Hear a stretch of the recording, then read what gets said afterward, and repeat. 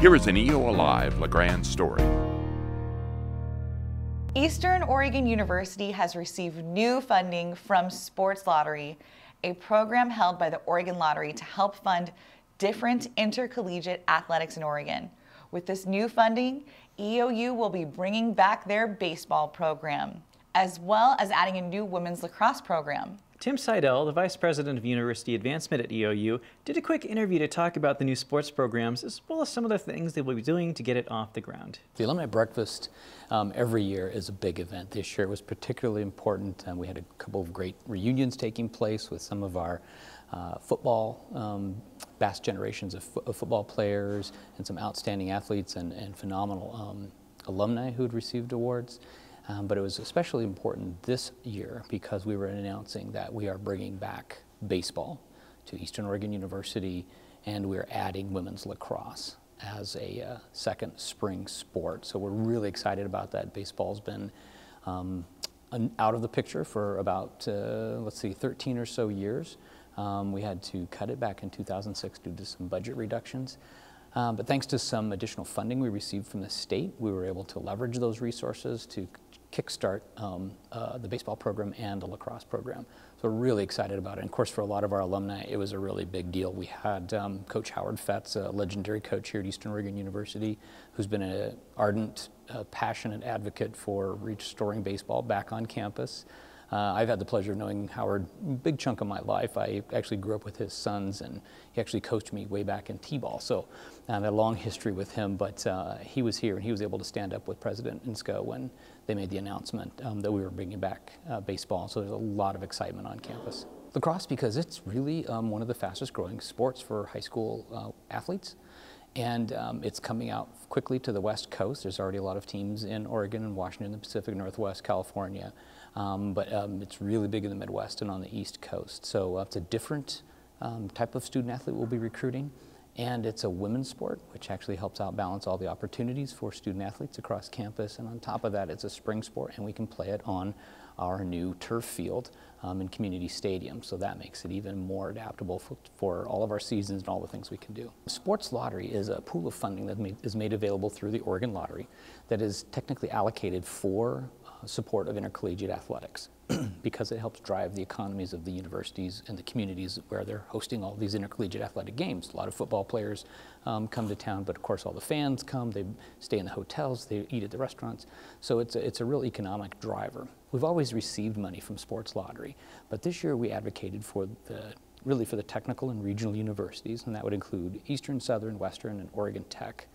All the campuses that are regional campuses in Oregon. We said, you know, if we had a little bit more money, we could do a lot at our campuses with these resources, particularly around access and opportunity, because these resources help give us the leverage to get scholarships into students' hands and makes it more affordable. We know that scholarships are the great route for students, especially high-need students, low-income students, to be able to go to college.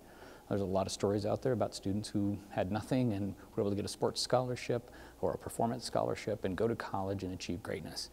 And that's what we're able to do with these resources. So this bump basically enabled us to expand our programs and add these two new sports. So they will be recruiting for those new sports immediately. We'll be hiring new coaches for both of those sports. And they'll be recruiting students to come here fall of 2020. And those student athletes will be on campus, and they will be participating in games. They'll be playing games in spring of 2021. So baseball will be playing locally here at Optimus Field, which is down in Pioneer Park, as part of the City of LeGrand Park system.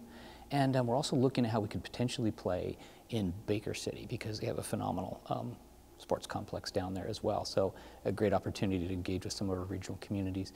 And then lacrosse, of course, we can play right here on campus on our turf field. We'll just repaint the field for the right lines that they need and play the teams up there. The benefits for adding sports is pretty amazing. One, of course, is going to increase enrollments on our campus and give students in the region and all over an opportunity to go to college. It'll help expand and diversify our student base. It'll actually add more students to campus, which means more students in the community. More students in the community means more students who are, paying rent at an apartment, or buying groceries and going to the movies and buying things here in town, which helps drive the economy. As those teams are playing, that's going to bring more people into town, more spectators. More spectators means getting more resources for the community. It also really will heighten and drive a lot of more energy on campus. We don't have a lot of capacity. We had a lot of capacity. We didn't have a lot of teams playing in spring sports. So that really helps, I think, drive a lot more engagement on campus as well. So it's a win-win, win-win-win all the way around. Some things you'll see happening pretty quickly will be, of course, hiring coaches, and then we'll start seeing students come onto campus.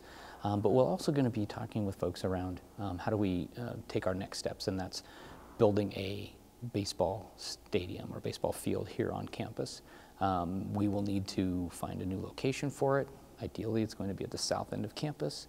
We'll reorient the field in our plans so that students or the athletes will be batting towards campus, into campus, so the sun will be behind them. If you're thinking about it, there'll be a home plate will be facing really the northeast of the valley, which will be a nice shift. The old field, you faced the opposite direction, which meant if you were a batter, the sun was in your eyes quite a bit when you were trying to hit. So we're going to switch that around a little bit, but the big thing there will be adding that field, and that will take a lot of private resources. We're going to be looking to our alumni and other resources to build a pull funds together and ultimately build a field, but that's going to be a few years down the road. The feedback from alumni and community members so far has been overwhelmingly positive. People are very excited about adding these sports.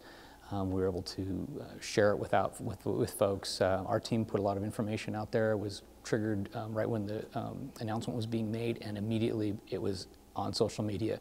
So if you ever watch how a story blows up on social media, this was one of those that was kind of cool to watch because it was our story and it was a good news story and everybody was excited about it. It's great getting messages back from longtime alumni who said, I thought I was having a good weekend and now it just got all the more better because I heard we're bringing back baseball. And that's really neat to have that buzz out there.